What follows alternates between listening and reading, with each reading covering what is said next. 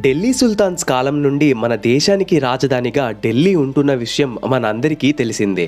నేడు Brazil, Nigeria, Egypt, Indonesia వంటి దేశాలు తమ పాత క్యాపిటల్ సిటీస్ని కొత్త క్యాపిటల్ సిటీస్కి మార్చుతున్నాయి. అలాగే మన దేశానికి కూడా రాజధానిని మార్చాల్సిన అవసరం ఉందని చాలా మంది అఫీషియల్స్ భావిస్తున్నారు. అయితే మరి ఢిల్లీ కాకుండా ఏ సిటీని క్యాపిటల్ గా పెడితే బాగుంటుందని చూస్తే ఈ రోజు మనం హైదరాబాద్ సిటీ మన దేశానికి రాజధానిగా ఉంటే ఎలా ఉంటుందో తెలుసుకుందాం. ఒకసారి డాక్టర్ బిఆర్ అంబేద్కర్ గారు వారు రచించిన బుక్ అయిన థాట్స్ ఆన్ లింగ్విస్టిక్ స్టేట్స్ లో చెప్పినట్లు హైదరాబాద్ ని ఇండియాకి క్యాపిటల్ గా పెడితే బాగుంటుందని అప్పట్లోనే అన్నారు. ఈ వీడియోలో మనం హైదరాబాద్ మన దేశానికి క్యాపిటల్ గా అయితే ఎలా ఉంటుంది అనే విషయాన్ని 3 భాగాలుగా డివైడ్ చేసుకొని తెలుసుకుందాం. హాయ్ ఫ్రెండ్స్, నా పేరు రోషన్. మీరు చూస్తున్నారు రిక్స్ ఎక్స్ప్లెయిన్స్. మన ఛానల్లో news, cricket, politics, cinema, history, science ఇంకా ఎన్నో ఇంట్రెస్టింగ్ టాపిక్స్ పైన డైలీ ఒక కొత్త వీడియో పోస్ట్ చేస్తున్నాను. సో లేట్ ఎందుకు, ఎలాంటి అప్డేట్స్ ని మిస్ అవ్వకుండా ఉండేలా ఛానల్ ని సబ్స్క్రైబ్ చేసుకొని బెల్ ఐకాన్ ని ఆల్ నోటిఫికేషన్స్ కి సెట్ చేసుకోండి. So let's get into the video.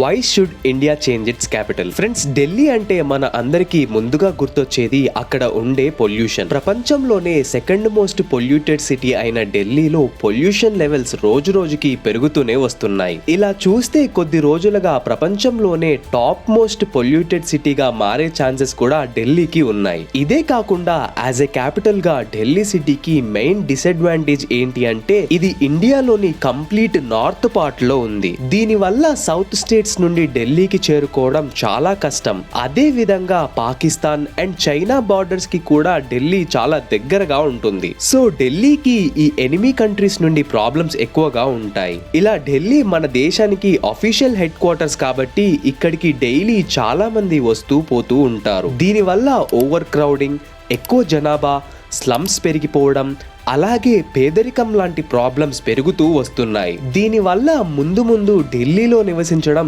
చాలా కష్టం అవుతుంది. 2020 క్రైమ్ రికార్డ్స్ ప్రకారం ఇండియాలోని 41% క్రైమ్స్ అన్ని ఢిల్లీలోనే జరుగుతున్నాయి. అందుకే చాలా మంది ఢిల్లీని నేషనల్ క్యాపిటల్ గానే కాకుండా క్రైమ్ క్యాపిటల్ గా కూడా పిలుస్తారు. సో ఇన్ని ప్రాబ్లమ్స్ లో ఉన్న ఢిల్లీ మన ఇండియాకి క్యాపిటల్ గా కొనసాగితే భవిష్యత్తులో ఢిల్లీ నుండి అడ్మినిస్ట్రేషన్ చేయడం చాలా కష్టంగా మారుతుంది. సో మన దేశానికి క్యాపిటల్ సిటీని చేంజ్ చేయాల్సిన అవసరం చాలానే ఉంది. దీన్ని బట్టి చూస్తే కొన్ని స్టడీస్, ఆర్టికల్స్ అండ్ అఫీషియల్స్ అభిప్రాయం ప్రకారం నేడు డెవలప్మెంట్ దిశగా పరుగులు తీస్తున్న హైదరాబాద్ సిటీ అయితే భారత్ కి క్యాపిటల్ గా బాగుంటుందని విశ్లేషిస్తున్నారు. సో హైదరాబాద్ క్యాపిటల్ అయితే మన ఇండియాకి ఉండే ఉపయోగాలు ఏంటో ఇప్పుడు మనం చూద్దాం. Advantages of Hyderabad city as a capital. మన రాజ్యాంగకర్త డాక్టర్ బిఆర్ అంబేద్కర్ గారు రాసిన థాట్స్ ఆన్ లింగ్విస్టిక్ స్టేట్స్ అనే బుక్ లో ఢిల్లీని భారత్ కి ఫస్ట్ క్యాపిటల్ గా అండ్ హైదరాబాద్ ని సెకండ్ క్యాపిటల్ గా పేర్కొన్నారు.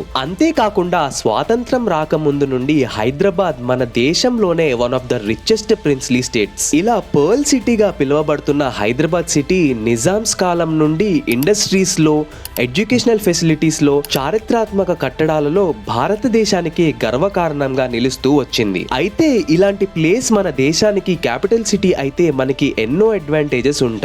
అవి ఏంటి అంటే జాగ్రఫికల్ అడ్వాంటేజ్. హైదరాబాద్ సిటీ యొక్క లొకేషన్ అనేది దాని డెవలప్మెంట్ లో చాలా ఇంపార్టెంట్ రోల్ ప్లే చేస్తుంది. ఇండియాకి ఎపిసెంటర్ గా అంటే north, south, east and west parts నుండి ఈక్వల్ డిస్టెన్స్ లో ఎక్కడికైనా ఈజీగా చేరుకునేటట్లు హైదరాబాద్ లొకేషన్ సూట్ అవుతుంది. అంతేకాకుండా ఇది డెక్కన్ ప్లాట్యూ పై లొకేట్ అయ్యి ఉంది కాబట్టి భూకంపాలు, తుఫాన్లు, సునామీ వంటి ప్రకృతి వైపరీత్యాలు వచ్చే అవకాశాలు కూడా చాలా తక్కువగా ఉంటాయి. దీనివల్ల ఇక్కడ జాగ్రఫికల్ కండిషన్స్, వర్షం, వాతావరణం లాంటివి మోడరేట్ గా ఉండి అందరూ ఇక్కడి క్లైమేట్ తో అడ్జస్ట్ అయ్యే విధంగా ఉంటుంది. ఇందులో ఒక ఇంట్రెస్టింగ్ విషయం ఏంటి అంటే హైదరాబాద్ లోని బొల్లారంలో ఉన్న రాష్ట్రపతి నిలయం మన భారత రాష్ట్రపతికి వింటర్ సీజన్ లో ఉండటానికి నిలయం. Next cultural advantage. ఇస్లాం సంస్కృతిని మనకి దగ్గరగా చేసింది ఫస్ట్ ఢిల్లీ అయితే సెకండ్ ప్లేస్ లో హైదరాబాద్ ఉంటుంది. కుతుబ్ షాహీల నుండి నిజాంల వరకు హిందూ ముస్లిం ఐక్యతకి మారుపేరుగా ఉంటూ వివిధ సంస్కృతులని తనలో కలుపుకొని నేడు ముస్లిం, రాజస్థానీస్, మార్వాడీస్, పార్సీస్ లాంటి ఎన్నో రకాల సంస్కృతులకు చెందిన ప్రజలు ఈ సిటీలో కలిసిమెలిసి ఉంటున్నారు. ఇలా యూనిటీ ఇన్ డైవర్సిటీకి మారుపేరుగా హైదరాబాద్ నేడు నిలుస్తూ దేశ రాజధానిగా మారితే మంచి సందేశాన్ని ఇస్తుంది.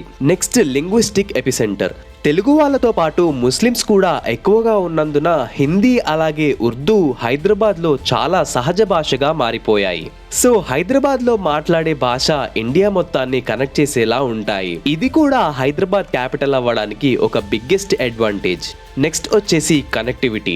ఎన్నో ఏళ్ల నుండి డెవలప్మెంట్లో చాలా ముందు ప్లేస్లో ఉన్న హైదరాబాద్ ఇప్పుడు ఎన్నో కొత్త ఫెసిలిటీస్లో ఇంకా బెటర్ సిటీగా మారింది. Metro rails, Rajiv Gandhi international airport, Kacheguda and Secunderabad railway stations, super flyovers, skyscrapers, inner ring roads, outer ring road and ఇప్పుడు రీజనల్ రింగ్ రోడ్స్తో పాటు సెంట్రల్ గవర్నమెంట్ తెస్తున్న భారత్మాల ప్రాజెక్ట్స్తో ఇంకా ఎన్నో నేషనల్ హైవేస్ ఇతర రాష్ట్రాలకి కనెక్ట్ అయ్యేలా వస్తున్నాయి. ఇలా ఎన్నెన్నో కొత్త ఇన్ఫ్రాస్ట్రక్చరల్ డెవలప్మెంట్స్తో ఇండియాలోని అన్ని సిటీస్తో కనెక్ట్ అయ్యేలా హైదరాబాద్ ట్రాన్స్ఫార్మ్ అవుతుంది.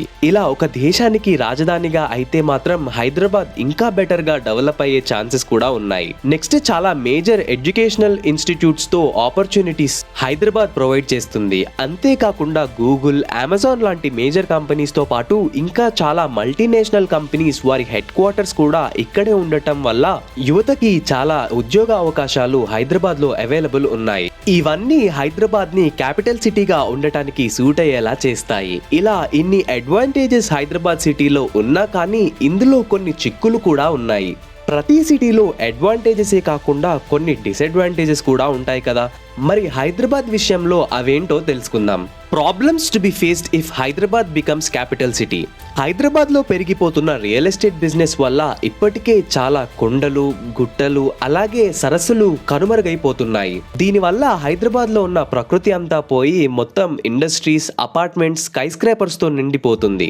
ఇంకా దేశానికి క్యాపిటల్ సిటీ అయితే ఇక ఈ బిజినెస్ వేరే లెవెల్ కి పెరిగిపోతుంది. అంతేకాకుండా ఒక సిటీ రాజధానిగా మారితే దాని వాల్యూ చాలా పెరుగుతుంది. ఇలా రెంట్లు, ల్యాండ్ కాస్ట్లు, జనాభా, దీనివల్ల దారిద్ర్య రేఖలో ఉన్నవారు అలాగే మిడిల్ క్లాస్ ప్రజలకు హైదరాబాద్ లో బ్రతకడం చాలా కష్టమైపోతుంది. ఇంకా ట్రాఫిక్ ఇష్యూస్ అండ్ ఎక్కువ వర్షాలు పడిన టైంలో సిటీని కంట్రోల్ చేయడం ఒక పెద్ద టాస్క్ గా మారింది. సో ఇంకా దేశానికి క్యాపిటల్ సిటీ అయితే ఈ ప్రాబ్లమ్స్ ఇంకా ఎక్కువనే అవుతాయి కానీ తక్కువ కావు కదా. ప్రెసెంట్ అయితే హైదరాబాద్ లో ఆపర్చునిటీస్ అందరికీ అందుబాటులో ఉంటూ అన్ని సెక్టర్స్ లో డెవలప్మెంట్ బాగానే జరుగుతుంది. బట్ ఒక్కసారి దేశానికి రాజధానిగా అయితే మాత్రం జనాభా పెరగడం వల్ల నిరుద్యోగం, కరువు లాంటి సమస్యలు పెరిగే అవకాశం కూడా ఉంది. నెక్స్ట్ ఎండాకాలం రాగానే హైదరాబాద్ లో వాటర్ కోసం ప్రజలు తంతాలు పడతారు. ఇప్పటికే ఇక్కడ భూగర్భ జలం చాలా తగ్గి అలాగే కాలుష్యం కూడా పెరిగిపోతుంది. సో ఇంకా ఎక్కువ మంది ఇక్కడ ఉండటానికి వస్తే ఎన్నో ప్రాబ్లమ్స్ తలెత్తుతాయి. ఫైనల్ గా మనం ఇచ్చే కన్క్లూజన్ ఏంటి అంటే హైదరాబాద్ ఢిల్లీకి ఆల్టర్నేటివ్ గా చాలా బాగా పనికొస్తుంది. కానీ ప్రస్తుతం హైదరాబాద్లో ఉన్న కండిషన్స్తో పాటు ఈ ప్లేస్ అడ్మినిస్ట్రేషన్, లివింగ్ కండిషన్స్, అందరికీ ప్రాపర్ ఫెసిలిటీస్ అందించే విషయంలో ఇంకా చాలా డెవలప్ అవ్వాలి. ఫ్యూచర్లో ఎప్పుడైనా మన గవర్నమెంట్కి రాజధానిని మార్చాలి అనే ఆలోచన వస్తే మాత్రం ఆ లిస్టులో హైదరాబాద్ ఫస్ట్ ప్లేస్లో ఉంటుందని ఇప్పటి వరకు మనం చూసిన హైదరాబాద్ యొక్క బెనిఫిట్స్ మనకు క్లియర్గా చెబుతున్నాయి. సో ఫ్రెండ్స్, మన ఇండియా క్యాపిటల్ చేయాల్సి వస్తే ఏ ప్లేస్ అయితే బెటర్గా ఉంటుందో కామెంట్ చేసి చెప్పండి. అలాగే మనం 30,000 సబ్స్క్రైబర్స్ అయితే రీచ్ అయ్యాము. సో నెక్స్ట్ 50,000 సబ్స్క్రైబర్స్ మన ఛానల్కి అయితే నేను ఫేస్ రివీల్ చేస్తాను. ఇలా 50,000 సబ్స్క్రైబర్స్ నుండి నా ఫేస్తో వీడియోస్ని మీరు అందరూ చూడొచ్చు. సో అందరూ సబ్స్క్రైబ్ చేసుకోండి ఫ్రెండ్స్. అలాగే ఈ వీడియోని లైక్ చేసి అందరికీ షేర్ చేయండి. అప్పటి వరకు జై భారత్, జై హింద్.